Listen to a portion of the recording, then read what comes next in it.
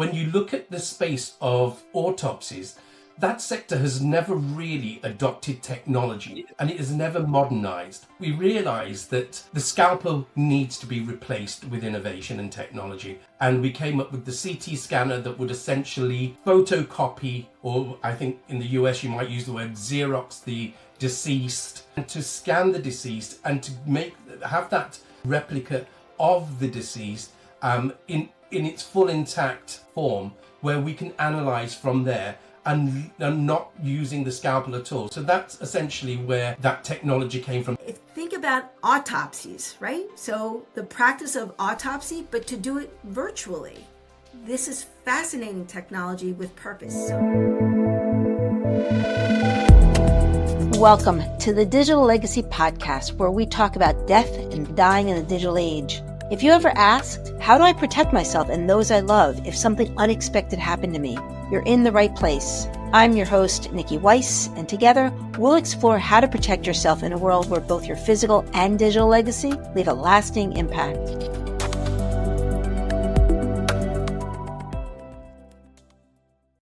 And welcome back to another episode of the Digital Legacy Podcast, where we talk about death and dying in the digital age. My guest today is Dr. Ash. They are both, think about autopsies, right? So the practice of autopsy, but to do it virtually. This is fascinating technology with purpose. Thank you. It's a pleasure to be here. Now, please share us your story. Where, with your background and visual autopsies, like, how does someone even conceptualize a concept like this? Okay, so I think we have to go back to 2011, which is nearly over a decade.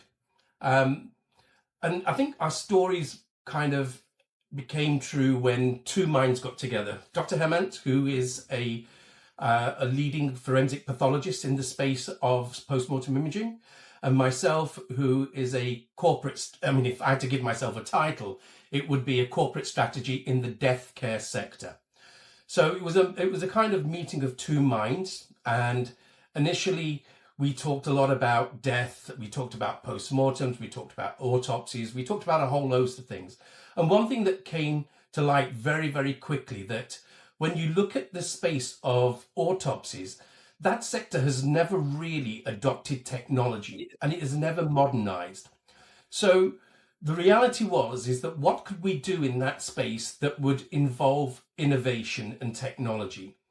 And we came up with the idea that the autopsy space has, always revolved around the desecration and the dissection of human remains. And is technology a part of that evolution, and can it be part of that evolution? And the instrument really to replace or to modernize was essentially the scalpel. So how do we do that? So we got our minds together, and when you look at the world where there's been evolution and the modernization in every part of our not only social and economic life, but our life in general, from the telephones that had a wire connected to them to now to a piece of instrument that you carry around in your pocket that pretty much controls your life. People suffer from anxiety if they lose their phone as opposed to losing their wallet. So there had to be something that could be done. And we realized that the scalpel needs to be replaced with innovation and technology. And Dr. Hemant had worked on this previously. And we came up with the CT scanner that would essentially photocopy, or I think in the US you might use the word Xerox, the deceased, and that data that comes from copying the deceased and then to render it through some kind of innovation that would create a reconstruction of that remains that could be analyzed, was where the idea came from, essentially. So the evolution of the innovation and the innovation to implement had to have more than just scientific benefits. It needed to have a more humanitarian approach to what we were doing. So what are the key benefits from that? And the key benefits really revolve around a number of things. First and foremost, less intrusiveness of the human remains. That's the human side. Maybe even religious tenets to some faith groups like the Islamic faith and the Jewish faith, where the interference with the deceased after death is prohibited. So there were these things that we had to consider, and how do we do that? And the key element of it was not to touch the remains, or touch them as least as possible, and to scan the deceased and to have that replica of the deceased in its full intact form, where we can analyze from there, and not using the scalpel at all. So that's essentially where that technology came from. So there were social benefits, there were religious observations, there are the scientific and the innovation of it. There is the modernization of the post-mortem suite, as they call it. So there was all these elements to it, and again adding other benefits from a forensic point of view, where the data can be analyzed long into the future. The data could be transported to world experts that could give a second opinion. So there were all these elements that we had to include into our innovation and our technology. But you took a human aspect first, human centered. Absolutely. I mean, you mentioned Absolutely. several religions that, and maybe we just need to talk about that. The Muslim religion, for example. Can you share with our listeners an educational opportunity and what's absolutely? So within Islam and Judaism, it is really important to bury the body as part of their religious observations as quickly as possible. And virtual autopsy allows you to do that, because once the deceased has been scanned, the deceased is taken away, we provide the report of what the probable cause of death is, and then therefore the judiciary can permit those families to lay their loved ones to rest as speedily as possible. So those things are important. I believe the other thing that's important from a humanitarian point of view is that in certain faith groups, okay, let's just remove faith groups in terms of specific religions. This is about humanity, because I'm sure you will agree, nobody wants to see their loved ones go through an autopsy, an invasive autopsy, when there are alternates available around the world. And that's essentially what it is. So nobody wants to see their child, their mother, their father, me included, go through that process when certainly there's an alternative solution available. Not in all cases, because we still believe that virtual autopsy is an adjunct and an accompaniment to the gold standard, which is still the invasive postmortem. But if we can do our bit by reducing the number of cases that go under the knife, as opposed to using an alternate method of virtual autopsy, that's our ambition. That's our purpose. Well, let me share that about 2 decades ago, I had the opportunity as a clinical medical massage therapist to spend 2 weeks in a cadaver lab. And by far, that was the most impactful, one of the most impactful experiences of my life. To be able honorably, I mean, it was like an honorable experience to be able to work with a cadaver, a donor. And as you were sharing, the how the technology works, I'm glad that you said that it was like, it's a supplement, because I do remember that while we were in there in different organs, sometimes you actually had to feel, and get a sense of, the texture of a particular organ in order to make a determination, which I'm guessing that the technology you're working with right now at that point doesn't have the feel factor. Yeah, absolutely, Niki. I mean, the thing is that at the end of the day, these are learned experts. Forensic pathologists are learned experts. And a lot of them, I guess, I don't know how many would admit it, but they can look at the clinical history. They can look at the circumstances of death. They can do an external examination of the deceased. And if they had to take a guess, they could tell you what the cause of death was. They could tell you. And what we're doing is we're eliminating, through virtual autopsy, either inclusion or exclusion of foul play. That's the first and foremost. So you will have some deceased that pass away unexpectedly, unnaturally, or suspiciously. And what we're doing is eliminating foul play in the first instance, and that's by routinely scanning the deceased, and then leaving it to the experts, i.e. the radiologists, to examine and analyze the images that have been taken and rendered through the 3D reconstruction of that, to look at every single slice of that deceased, i.e. every 1 millimeter or 2 millimeter, to identify that.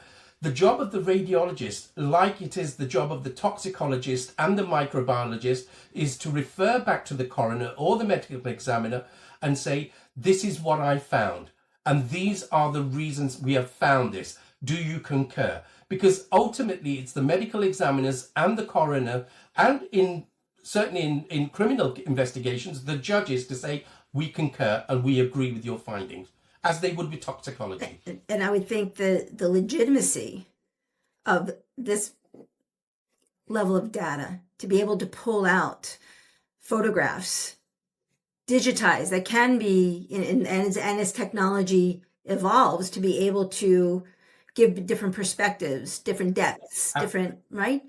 I mean, it's just fascinating. And I would think that it would be changing and evolving the death care space, going from the coroner's office to the funeral director's facility. Absolutely. I mean, look, you've touched on funeral directors. So my background, essentially, so I've spent 35 years in the funeral sector, i.e. from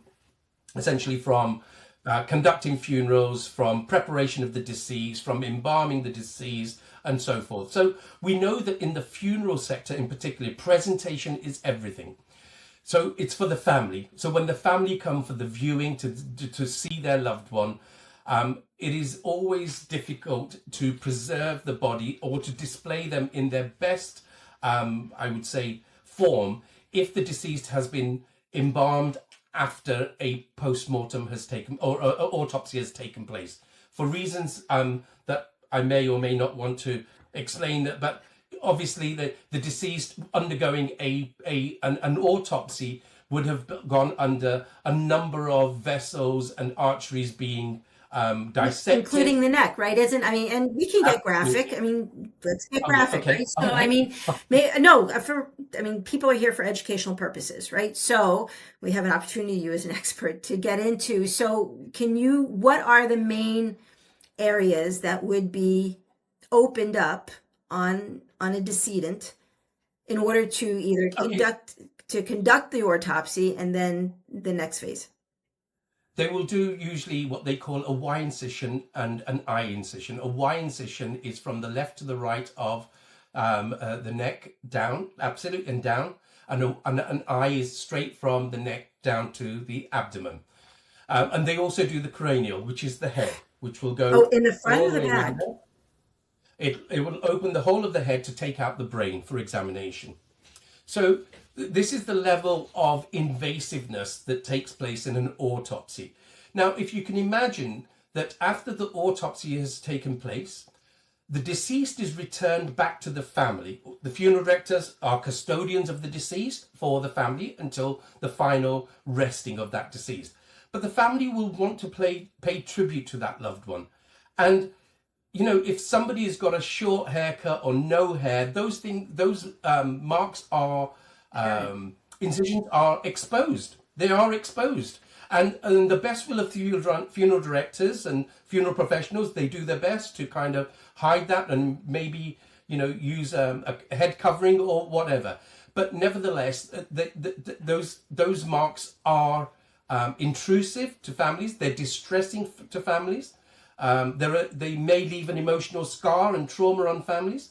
And I think that's the difficult part of it.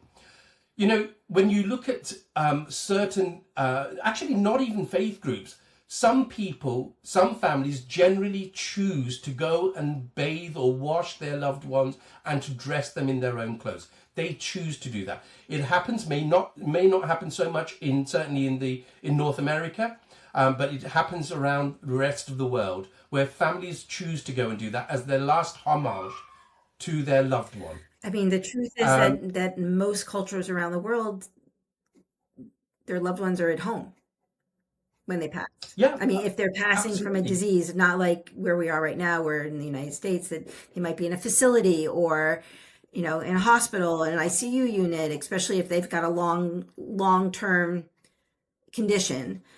So, as you said, it's honorable to be able Yeah, to.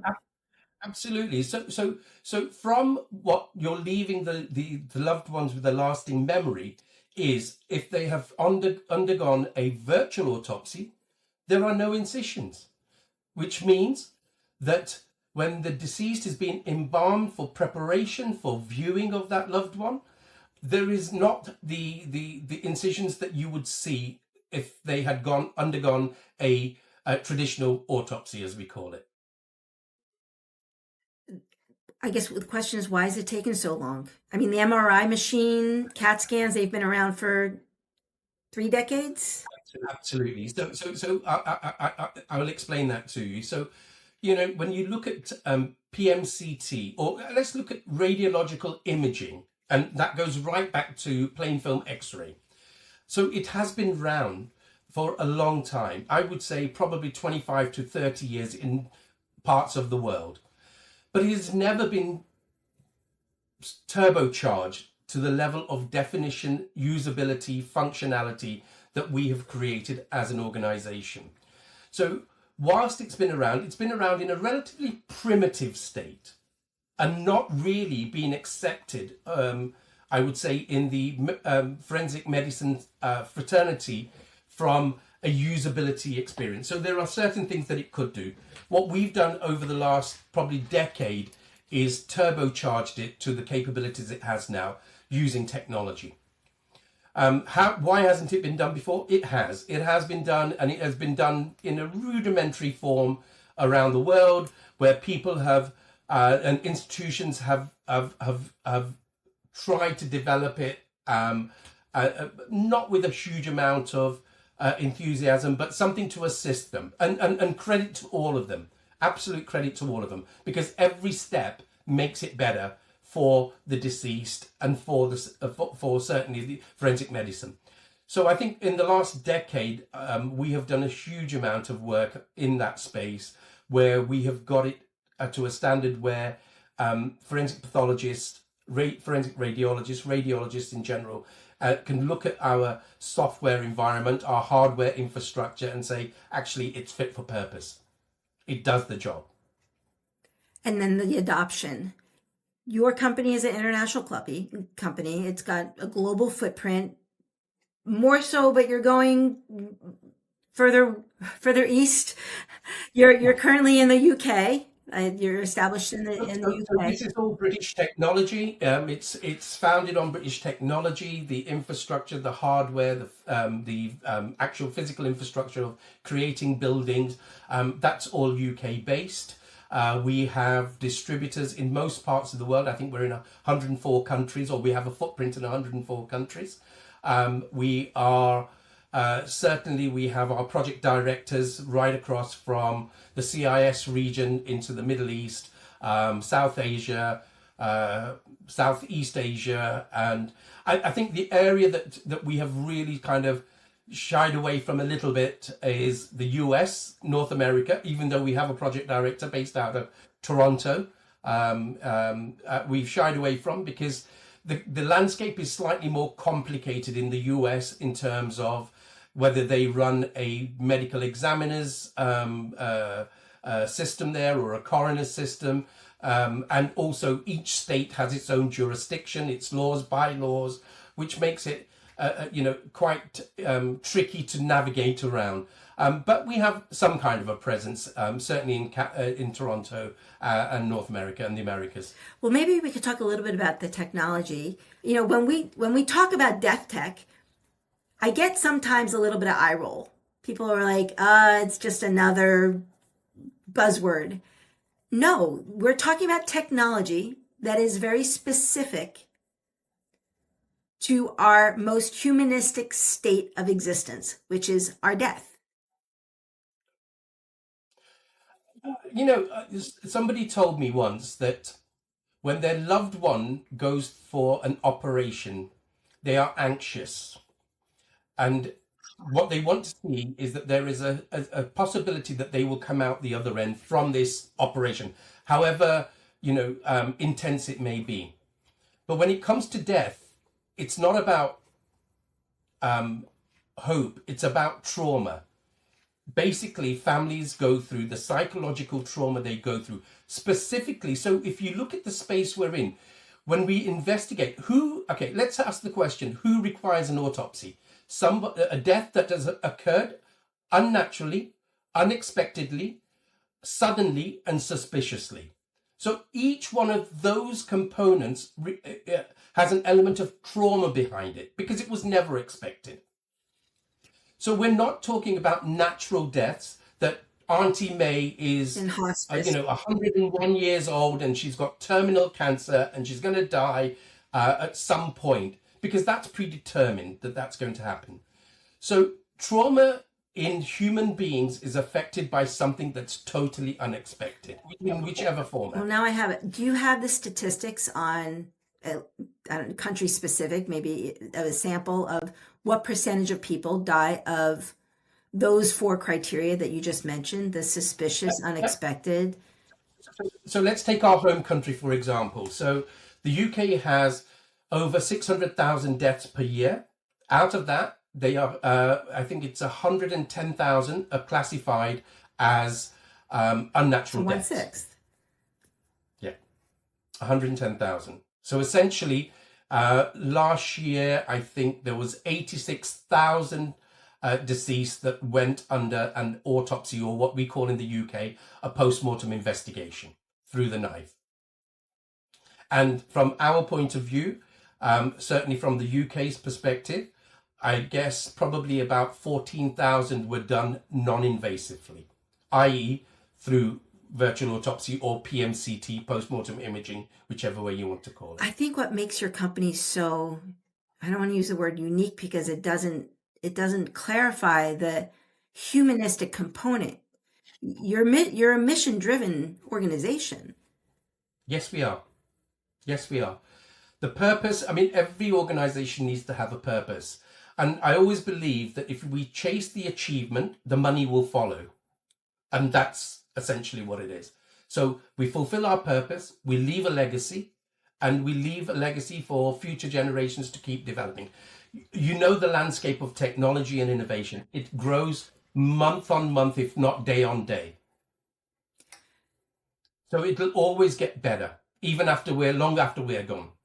So with the advancement of AI today, it's making our heads spin. So what is your vision? How is technology, AI impacting your instruments today? And where do you see the future in the next 24 to 48 months? Okay, so AI in some people's world, certainly in clinicians, a lot of them in the space of death care in radiology and death care in forensic medicine, forensic pathology. It's not a word that I feel has been utilized as much as it should do. And, and the reason I say that is because we're a relatively mature sector. And when you look at pathology and radiology, and I'm making it specific to death care, not the living, because in the living, radiology and AI has gone leaps and bounds, but certainly not in death care. So we are treading quite cautiously into that space at this moment in time. It doesn't mean that we don't have the capabilities. We certainly have the capabilities. But what we say is this, and the cautionary word here is more about use it responsibly. So whilst our software does allow you to use AI, it is there to help you validate your instincts, your findings, and what you see. So for example, when you look at 3D imaging, so currently a radiologist would go through each slice to identify the anomalies and see where the issues are in that particular case, after looking at the circumstances of death and after looking at the clinical history of that deceased. And what the AI element will do, certainly from analyzing the data, it will flag up those anomalies that it sees. And it sees this through the learning of hundreds and hundreds and thousands of data sets. But what we've learned around the world is that you have two parts of it. So you have what we call the medico-legal cases as part of the process, which is run by, let's say, the coroner, the medical examiner, and certainly the police. And then you have the Ministry of Defense that have their own protocols. So you talk about things like war or servicemen being killed. They are all subject to an autopsy. Now, when you know that a serviceman that's fighting in a country of dispute somewhere, the probable cause of death is going to be a gunshot injury or an IED of some description of whatever. So if the job of the clinician or the medical expert, the forensic expert is what is the cause of death? You know what is the cause of death. You know what is the cause of death because you have the circumstances of death. So to put them through an invasive autopsy may or may not be warranted. But when you look at a virtual autopsy, that is more of a dignified process of honoring the servicemen that fought for the country. I.e., we are not going to pick up the scalpel because we already know what the cause of death is or the probable cause of death is. And therefore, this scan, this virtual autopsy will give us all the information that's required, such as a list of injuries that may have occurred. Revolutionary. It's just revolutionizing how we handle our dead. Yeah, absolutely. It's and that's important. It really is important. You know, it's dignity and respect in death is important. Because as I said before, and I've said it, the most humanistic thing we will all go through is death. Yeah. So for technology to allow us to honor that experience in a more dignified, less invasive way would be a gift. And For so sure. your technology, like you said, it's really not just about the business model. So where do you see where you're at today, and how does it become like a holograph? Like, are you going to be able to take the images and off the screen? And what's our next step? No, I think if you're asking about our purpose and our mission statement as an organization, so there are this is in two parts. So there is what we call the corporate mission and the corporate ambitions, and then you have from my point of view and Dr. Hemant's point of view as founders, ours is a little bit more human in terms of what we want to achieve. So I think if you talk about the next 48 months, I think the world changes on a daily basis. I can predict what happens in the next 48 days around the world at this moment in time. I believe that this is not something that, you know, that is nice to have. I think this is a must have for any conscious country that serves their people, that want to make sure that they do the right thing in the name of humanity and social justice.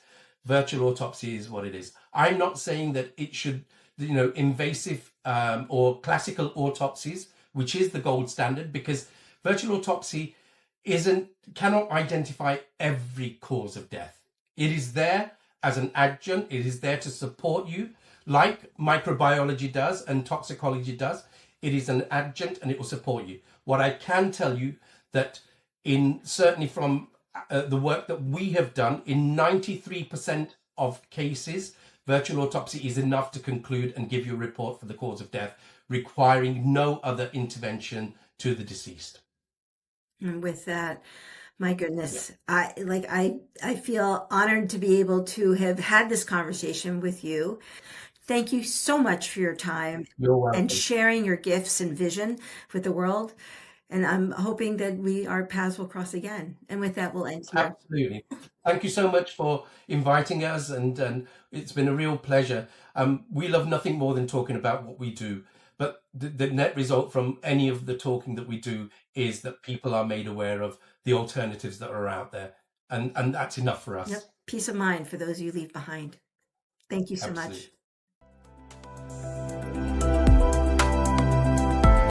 Thank you for listening to the Digital Legacy Podcast, where we talk about death and dying in the digital age. I hope this conversation inspired you to take control and plan for the inevitable to protect yourself and those you leave behind. Don't forget to subscribe to our newsletter at digitallegacypodcast.com. Remember, life is full of surprises. What happens after you die shouldn't be. So keep your passwords safe and your playbook up to date.